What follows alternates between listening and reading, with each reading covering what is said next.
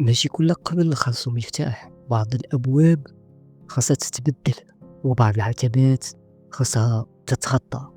في هاد الحلقة غادي نهضروا على داك الشعور اللي كيخنقك بلا سبب، وعلى الحل اللي يمكن يكون بسيط. ماشي تبدل راسك ولكن تبدل العتبة. خليك معايا في حلقة جديدة من صوت الروح واسمع، يمكن تلقى الجواب في بلاصة ما كنتيش كتشوفها.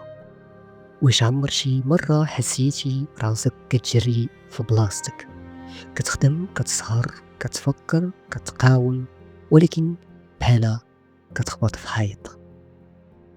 كتقول يمكن خاصني نصبر شوية، خاصني نزيد نخدم كتر، ولكن الحقيقة هي وحدة، راك واقف في باب ما كيتحلش، راك حابس حياتك في عتبة ما كتضيقش بروحك.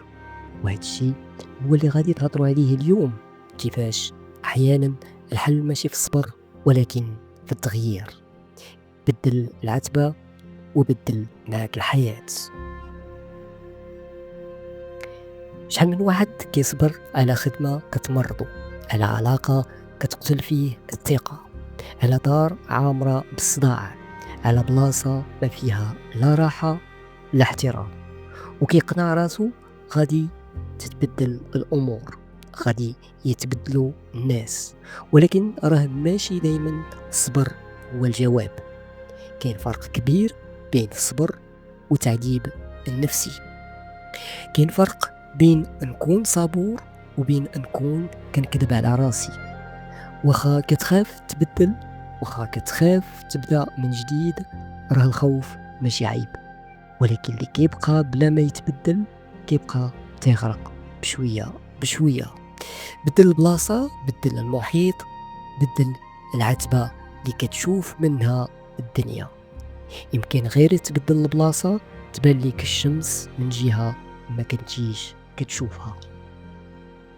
حياتك تستاهل تعيشها وانت مرتاح، واحيانا الراحه ما كتجيش من الناس، كتجي من المكان، من القرار اللي كتاخد، من الجرأة. تقول هنا ماشي بلاصتي وخاصني نبدل العتبة. كل حلقة كتقربك لنسخة أقوى منك. إذن ما تنساش، ما ديرش بارطاج، ما ديرش جيم، وما ديرش كومنتير.